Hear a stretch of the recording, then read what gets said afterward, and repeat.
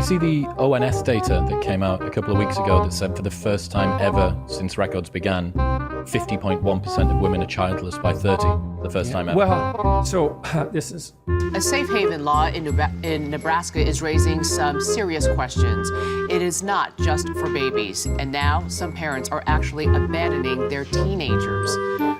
Seth Stevens Davidowitz is a data scientist who analyzed Google search data to discover that people with children are around 3.5 times more likely to tell Google they regret their decision than adults without children.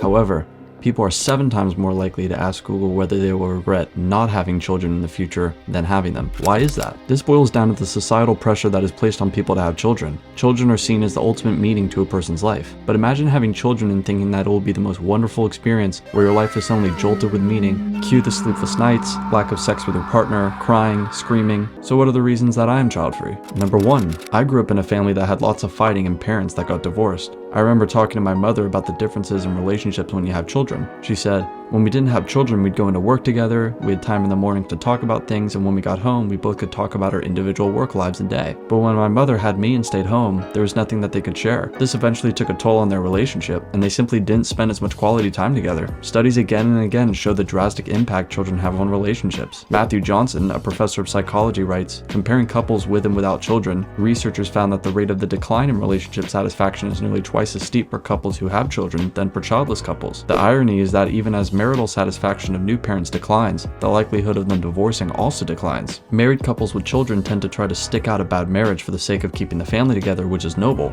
However, it certainly does not help your happiness if your relationship is miserable. Number 2, a 2015 study done by the USDA found that it cost just over $230,000 to raise 2 children from birth to age 17 in a middle-income family with 2 parents. That figure, adjusted for inflation, is just over $250,000. That is even before taking into account college tuition. Let's say you want to cover college for your child so they're not saddled with crippling debt. The average total cost for a year of college at a 4-year school was just over $35,000. That's roughly $142,000 over the course of 4 years. Adding all those figures together, raising a child through college comes out to around $430,000. Let's say you invested that money over a period of 21 years. The average return of the S&P 500 has been 11.82%. At the end of those 21 years, you would have investments worth over $1.6 million, which in a sense is the real cost of having a child. I understand that if people really want children, the sacrifice of resources makes sense, but for me, I would not like to worry about money. Studies show that financial stress is one of the most common arguments for couples, and it contributes to all types of mental health issues. Number 3, I don't want to sacrifice my energy, money, and time to raise another human being, but parents are selfish too. The most common argument I hear for having children is that children will give you meaning. That argument is selfish since you are having children to give you meaning. As a thought experiment, imagine a couple going through the grueling experience of pregnancy, giving birth, and then giving their child away to an extremely good family that would raise that child brilliantly. Would they do it? If not, I think it displays selfishness on the side of the parents. It's not that you want to birth a child to experience the beauty of the world. You want your child, since you think raising a child will bring you meaning. I dislike it when people label child-free people as somehow selfish, when in reality, everyone is just selfish. Child-free couples could make the argument that couples who want children are selfish for getting pregnant when they could adopt the over 123,000 children in the United States that are available and waiting for adoption. But when you bring this argument up, it becomes pretty clear that people want to have their child, which has nothing to do with the baby and more to do with their own selfishness of wanting to procreate their own DNA.